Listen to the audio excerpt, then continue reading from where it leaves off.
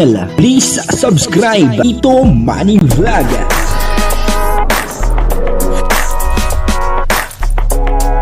Payagan po si Tito Manny Vlog na mag-reactor para pambiling gamot sa kanya pong karamdaman. Wala man siyang records ng ng awayan. Si Edwin po pala saka si Edward ay merong pinagdaraanan na talagang medyo mahirap Talagang sa ganung edad ay mahirap yung kanilang pinagdaraanan na talagang isang malaking problema para sa kanila kaya nakakahabag ang kanilang katayuan pero sa ngayon siyempre nandiyan na po yung kalingap ay medyo nagiginhawa na po yung kanilang buhay gumiginhawa na yung kanilang buhay pero meron po talaga silang pinagdaraanan na medyo mahirapan po. Pero bago po yan, siyempre ako muna po bumabati sa inyong lahat ng magandang umaga, magandang tanghali at magandang gabi sa inyong lahat mga kapatid. Saan man kayo ng panig ng mundo naroroon ngayon ay mag-iingat kayo palagi at pagpalain kayo ng ating Panginoon. Maraming salamat din po sa patuloy na tumatangkilik sa aking YouTube channel at nanonood sa aking video reaction. Patuloy lang po natin suportahan sila Kuya Bal Santos Matubang, Kalinga Prab, Ate Edna Vlog, Jack Tapia at syempre yung mga kasamahan po natin sa Karepa at yung mga Kalinga partner na charity vlogger. At kung nanonood po tayo ng kanilang mga video, kung pwede sana po ay wag po natin skip yung ads upang sa ganun tayo ay makatulong sa kanila at syempre ganun din po sa kanilang mga tinutulungan. Ito po yung video na kung saan ay may mabigat na problema at talagang may pinagdaraanan itong dalawa si Edwin saka si Edward. Ang kabuuan po ng video ito ay mapapanood po natin sa YouTube channel ni Kalinga Prab. Kumusta naman yung paghihintay nyo ng update? Okay lang po kasi nawalan po kami ng pag-asa po. Nawawala ng pag-asa, pambihira. Yan na naman. Bakit? Ba't kayo nawalan ng pag-asa? Ikaw bro, ba't nawawalan kayo ng pag-asa?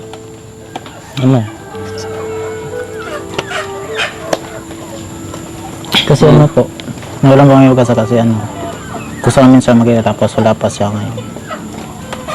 Grabe yan. Ano masabi mo sa kanila bro? Kuya Akalampitos? Mawalan sila ng pag-asa. Dahil andito ng pag-asa. Hindi ka mag-asa! Hindi ka! Hindi ka! Ayusin mo. Bibigyan sila ng pagkakataon para magkaroon pa ng pag-asa ng Team Kalinga. Ganun dapat. Yung kamay mo, ganun nga. Ayusin mo lang. Bakit kayo nawalan ng pag-asa? Napapasuko na ba kayong makita sila? Pero gusto nyo makita talaga. Opo, gusto po namin. Kahit sa picture, di pa nakikita, May doon yung picture ate pero nawala. May picture dati. Opo, nawala po. Nawala. Grabe. Kala ko ay magiging tulay na itong ating Facebook, ating YouTube, Kasi milyon na yung nakapanood. Pero hanggang ngayon wala pa rin tayong update. Di ko alam kay Auntie Emmy kung may update ba. Kung may nahanap ba sila. Ayan. Siguro tanungin natin kung may update si Auntie Emmy. Pag uwi mo, ano yung plano nyo?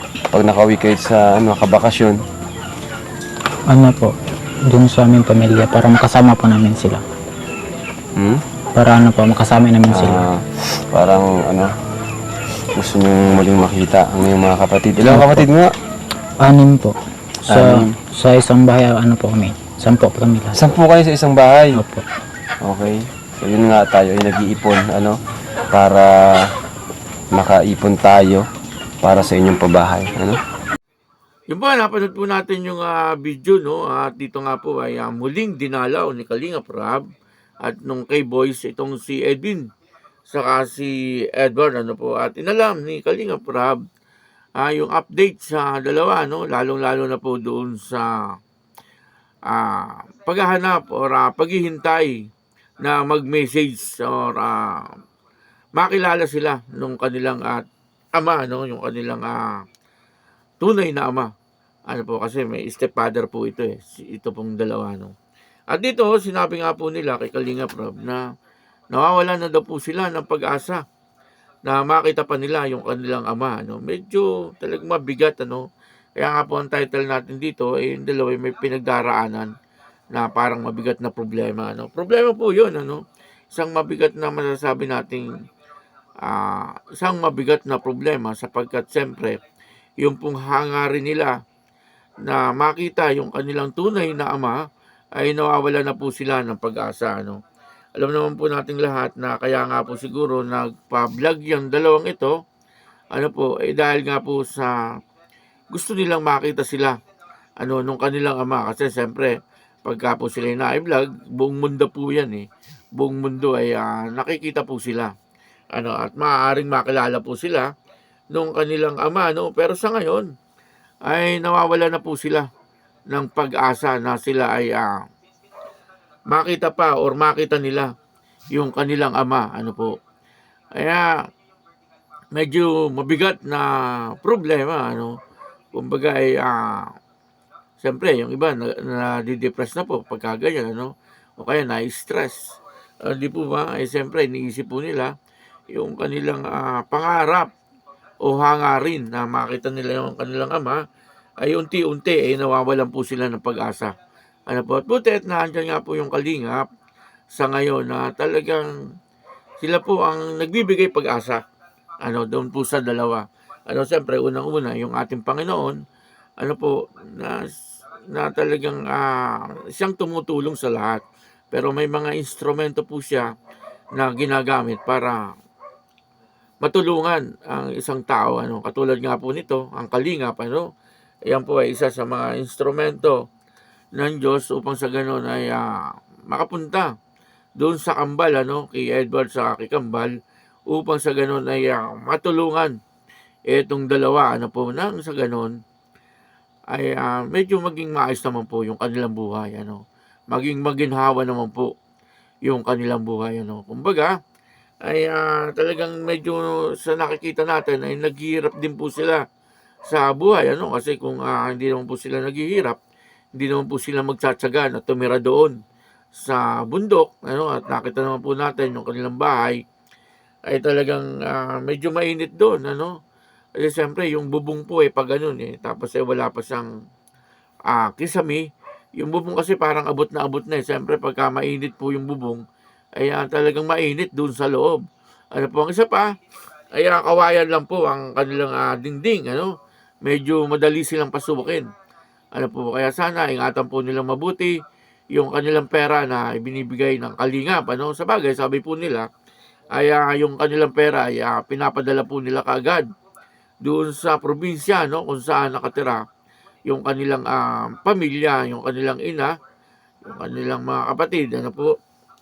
At alam po nila na ito ay naghihirap din, kaya kung ano po yung naitutulong sa kanila ay binibigay po nila doon at nagtitira lang po sila ng kanilang pang-allowance sa kanilang pagpasok sa eskwelahan, ano.